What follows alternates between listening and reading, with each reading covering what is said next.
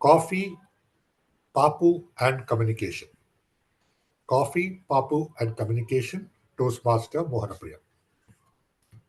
Thank you, Dear Modi, to our detailed speech. I start writing my script only after signing my name for the upcoming Toastmaster meeting. It is like registering for marathon and then Googling how to start running the day before. This week, I need to give a speech about understanding your communication style. Sounds easy, right? That's wrong. I sat down to write and delete everything. I wrote again and deleted that too. 3 days later, I was caught in a loop of writing, erasing. I was in a deep thought. Should I start with tall tale story or should I start with professional or personal story? Between all that confusion, I thought of having a cup of coffee to refresh my mind. As I stirred my coffee, every time the coffee spilled out of the cup. I tried everything, changing the angle, the speed, but the spoon determined to create problems. Finally, I gave up and asked my husband for some help. He took one look at my method and told, Priya, why don't you try stirring a little more gently? Oh, the problem was not with my spoon. It was my communication with the spoon. My communication with the spoon can be compared to an overly direct and forceful approach, which do not yield the desired result. Sometimes, when we try too hard, the things get messier. It's all about finding the right touch. The lesson with the spoon got me an experience. The communication play a role not just with the objects, but also with the people we care about most. This brings me a recent experience with my 8-year-old daughter and her online French class. I enrolled her in a class with age ranging from 8 to 14. As I noticed, she is the most junior in her class. So, being the first day, she was all her smiles and energy, like a puppy chasing its tail.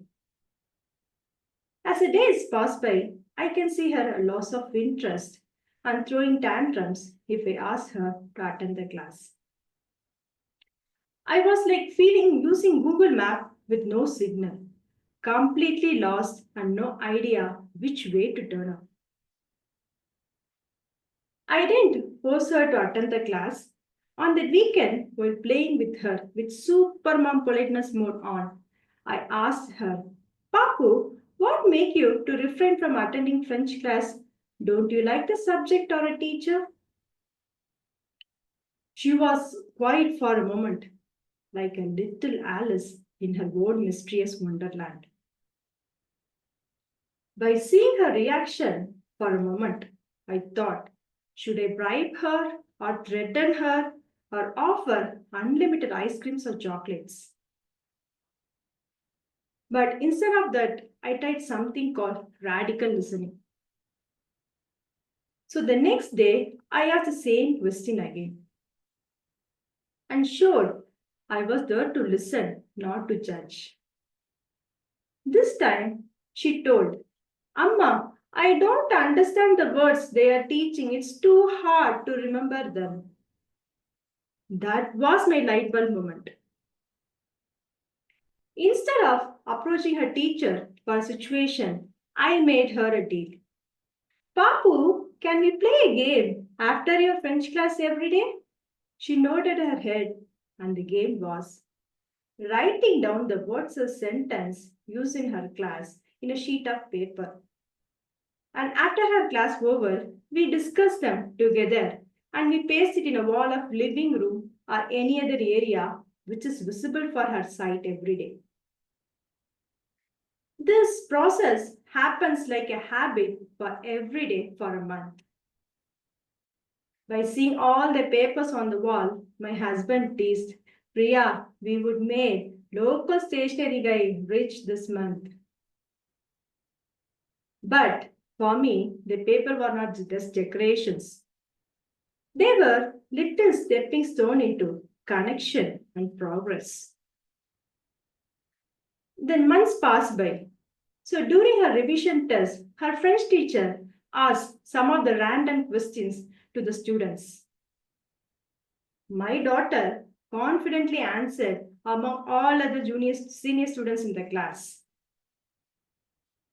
That time I realized if I force her like forcing my coffee spoon, she would refuse and lose her interest. Instead of that, I politely spoke with her and worked with her, and now she completed her French class with A1 level certification. Sometimes I wonder who is really learning here, myself or my daughter. Parenting is one big on-job training program. This approach of patient, empathetic listening combined with support reflects an collaborative and nurturing communication style. So, my dear Toastmasters, understanding your communication style is not about speaking. It's all about listening, connecting, and building bridges, whether we are at work or at home. Am I right? Thank you. Over to you.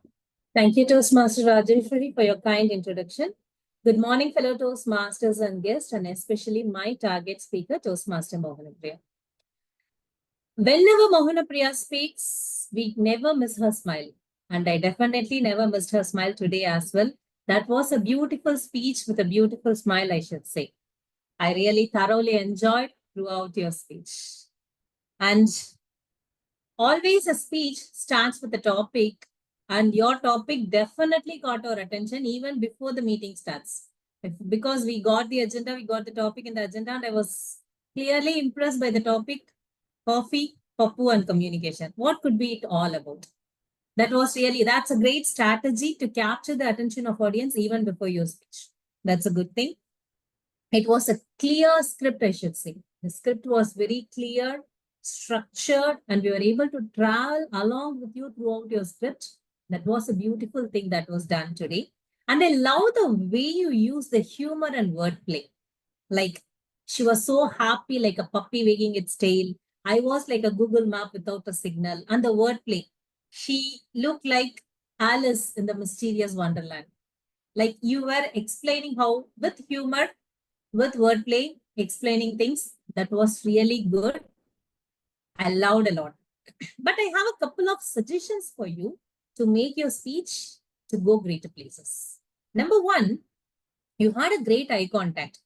But sometimes when we are mimicking things, when we are acting, moving your eyes aside is not a bad thing. You can do it. So especially when you said, I wrote, deleted, you were looking at the screen. Rather than you can look into your hand and I say, I wrote, deleted. That will add flavor to your speech. So moving your eyes aside is not a bad thing you can do when you are mimicking things. Second, I want to hint on the passes you used today. See, you used great passes. We were able to follow your speech thoroughly, beautifully. But sometimes I kind of felt you used passes more than we need. Especially, I just want to quote these two statements like, finally, I gave up and I asked my husband for help. You gave a pass, finally, a pass. I gave up, pass, and I asked my husband for help. Rather think if you're saying, finally, I gave up without a pass, then a pass, and then asking my husband for help. That would make the statement even more great. And when you said like, Priya, we will make a pass, local stationery guy a pass, a rich person. This statement doesn't need a pass at all because your husband is making a humor.